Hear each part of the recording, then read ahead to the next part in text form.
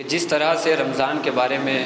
سنتے آ رہے ہیں کہ جو بھی عمل کیا جاتا ہے اس کا ثواب جو ہے دوگنا ملتا ہے، تو کیا گناہوں کے بارے میں بھی ایسا ہے کہ اگر اس میں کوئی گناہ کیے جائے یا کوئی لغزش ہو تو اس کا بھی جو بدلہ ہے، جو گناہ ہے، وہ زیادہ ہو کر کے ملے گا؟ بالکل ہے، آقا علیہ الصلوۃ والسلام نے ارشاد فرمایا کہ رمضان کے مہینے میں ہر ایک نفل کو فرض کے برابر کر دیا جاتا ہے اور ایک فرض کو 70 فرائض کے برابر کر دیا جاتا ہے۔ ظاہر سی بات ہے کہ اللہ تعالیٰ نے جب یہ اعمال اور اعمال صالحہ کو 70 گنا زیادہ ثواب میں اضافہ کیا ہوا ہے، تو اگر کوئی انسان اس مہینے کا لحاظ نہ رکھتے ہوئے گناہ کرتا ہے تو عام دنوں کے مقابل رمضان کے مہینے میں وہ زیادہ سزاوار ہوگا۔ اس کی مثال بس ایسے کہ ایک بندہ گھر سے انویٹر چرا کے لے جائے اور ایک بندہ مسجد سے انویٹر چرا کے لے جائے تو چوری برابر ہے، لیکن وہ زیادہ گناہ گار ہے کیونکہ اس نے اللہ کے گھر میں چوری کر لی۔ تو مقصد یہ ہے کہ جو اللہ تبارک و تعالیٰ کا خاص مہینہ رمضان ہے، اللہ تعالیٰ نے خود فرمایا کہ یہ مہینہ رمضان کا میرا مہینہ ہے، تو اگر اس مہینے میں کوئی انسان گناہ کے کام کرتا ہے تو عام دنوں کے مقابل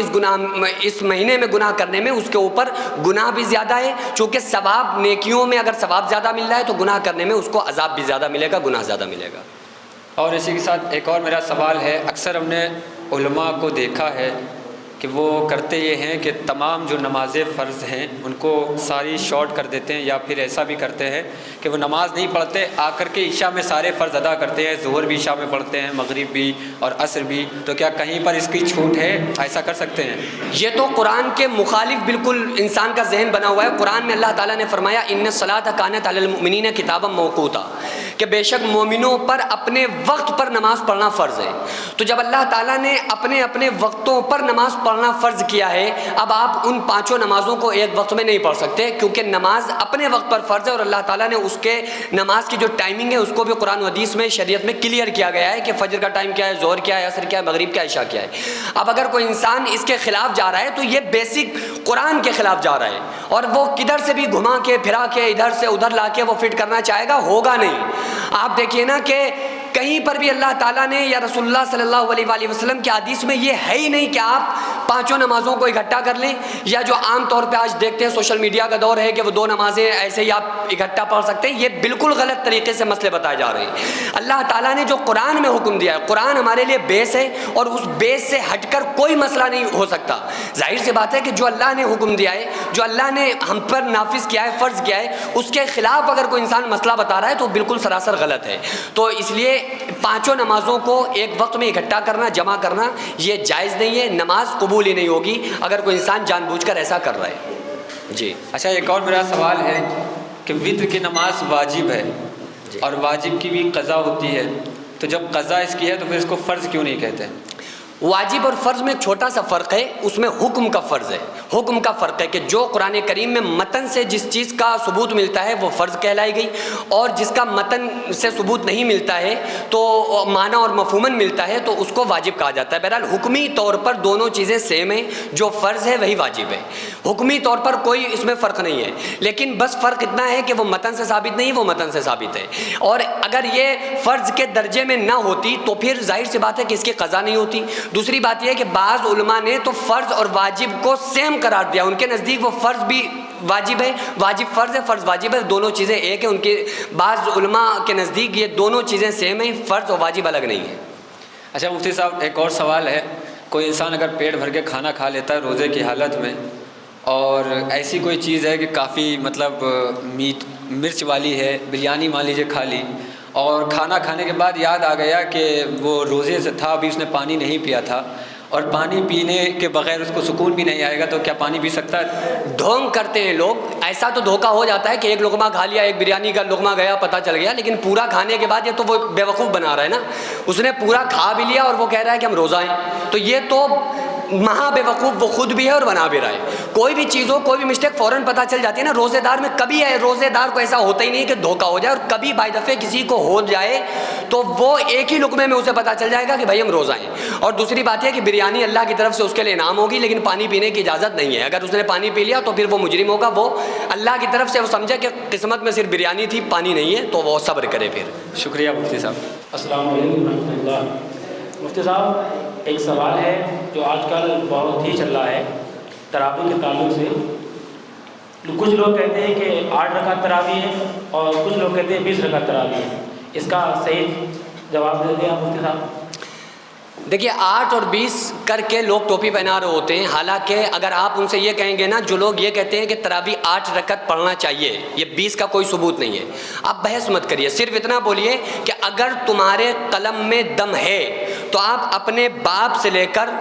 مولا علی اور حسنین کریمین سمیت حضرت عمر تک کے لوگوں کے اس عمل کو یہ کہہ دیں کہ یہ لوگ غلط تھے، بس اتنا آپ لکھوا لو۔ کسی کے اندر دنیا میں ہمت نہیں وہ جو لکھ دے۔ اور جو لوگ یہ کہہ رہے ہیں کہ آقا علیہ الصلوۃ والسلام نے تو 8 رکعت تراویح پڑھی ہیں 20 نہیں پڑھی، بالکل غلط کہتے ہیں۔ ابو داؤد کے اندر حدیث موجود ہے 20 رکعتن، الفاظ آئے کہ آقا علیہ السلام نے رمضان کے مہینے میں 20 رکعت تراویح پڑھا کرتے تھے۔ ہاں یہ مسئلہ 8 یا 20 کا نہیں ہے، تعداد کا تو ہے ہی نہیں، مسئلہ ہے 3 دن کا یا 30 دن کا، کہ حضرت عمر رضی اللہ تعالیٰ عنہ نے تراویح میں جن چیزوں کو اضافہ کیا ہے، جن چیزوں کا، وہ 3 چیزیں ہیں۔ پہلا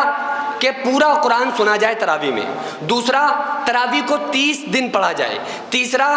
تراویح کی جماعت کی جائے۔ یہ 3 احکام حضرت عمر رضی اللہ تعالیٰ عنہ نے نافذ کیے، اور جب یہ حکم نافذ کیے نا تو اس وقت ایک صحابی کھڑے ہو گئے اور کہنے لگے کہ اے امیر المومنین، اے فاروق اعظم، آپ اس کام کو کیسے کر سکتے ہیں جس کام کو محمد رسول اللہ صلی اللہ علیہ وآلہ وسلم نے نہیں کیا؟ آقا نے تو اس کو 30 دن نہیں پڑھی ہے، 3 دن کے بعد مسجد تشریف نہیں لایا آقا علیہ السلام، آپ نے اس کو 30 دن کے لیے کیسے اس چیز کا اعلان کر دیا، حکم دے دیا، حکم نافذ کر دیا؟ تو حضرت عمر رضی اللہ تعالیٰ عنہ نے فرمایا کہ یہ بتاؤ، تیسرے دن آقا علیہ السلام جب نہیں آئے تھے تو آقا علیہ السلام نے اس کی کیا وجہ بیان کی تھی، نہ آنے کی وجہ کیا بیان کی؟ تو انہوں نے کہا کہ آقا علیہ السلام نے کہا تھا کہ اگر مجھے اندیشہ ہے کہ اگر میں اگلے دن آ جاتا تو اللہ تعالیٰ تراویح کو فرض نہ کر دیتا، اس وجہ سے آقا علیہ السلام نہیں آئے۔ تو پتہ چلا کہ آقا علیہ السلام چاہتے تو تھے 30 دن پڑھنا، لیکن صرف اس وجہ سے کہ کہیں امت پر فرض نہ کر دی جائے۔ تو آقا علیہ السلام کی منشا پر حضرت عمر نے کام کیا ہے، یعنی یہ منشاء رسول ہے، حضور چاہتے تو تھے 30 دن پڑھنا، لیکن صرف اس وجہ سے کہ کہیں امت پر فرض نہ ہو جائے، اس وجہ سے آقا علیہ السلام نے اس کو مؤخر کر دیا اور مسجد میں تراویح کے لیے نہیں آئے۔ اور حضرت عمر رضی اللہ تعالیٰ عنہ نے جب اس پر حکم نافذ کیا ہے نا 30 دن کے لیے اور پورے قرآن کے لیے، جماعت کے لیے، تو بڑے بڑے صحابہ کرام وہاں موجود تھے۔ حضرت مولا علی جیسی شخصیت جن کو آقا علیہ السلام نے فرمایا انا مدینۃ العلم وعلی بابھا، میں علم کا شہر، علی اس کا دروازہ ہے، مولا علی، حسنین کریمین اور بڑے بڑے صحابہ کرام موجود ہیں۔ سارے صحابہ کرام نے حضرت فاروق اعظم سے کہا ہے کہ میں اس متفق ہوں آپ کے اس حکم پر اور آپ کے اس مسئلے سے، اور آپ نے جو حکم نافذ کیا ہے لوگوں کے اوپر، میں آپ سے متفق ہوں، ایگری کرتا ہوں، آپ بالکل ٹھیک کر رہے ہیں، کیونکہ یہی منشاء رسول ہے۔ اور حضرت عمر کے دور سے لے کر آج تک کے لوگوں نے کسی نے بھی یہ نہیں کہا کہ 30 دن نہیں ہے۔ جو لوگ 8 یا 20 میں آپ کو ٹوپی پہنا رہے ہوتے ہیں نا، آپ ان سے کہو کہ چلو آپ 8 پڑھو، مثلا اہل حدیث طبقہ جو ہے وہ 20 رکعت تراویح نہیں پڑھتا ہے، وہ 8 رکعت تراویح پڑھتے ہیں۔ آپ ان سے پوچھیں کیوں، تو وہ کہتے ہیں رسول اللہ نے 8 رکعت پڑھی۔ تو ان سے کہو کہ اچھا رسول اللہ نے اگر 8 رکعت پڑھی تو کتنے دن پڑھی یہ بتاؤ، تو وہ نہیں بتائیں گے۔ اچھا 8 رکعت رسول اللہ نے پڑھی تو آپ 8 پڑھتے ہو، اور 30 دن حضرت عمر نے پڑھی تو آپ 30 پڑھتے ہو، یعنی آپ رکعات میں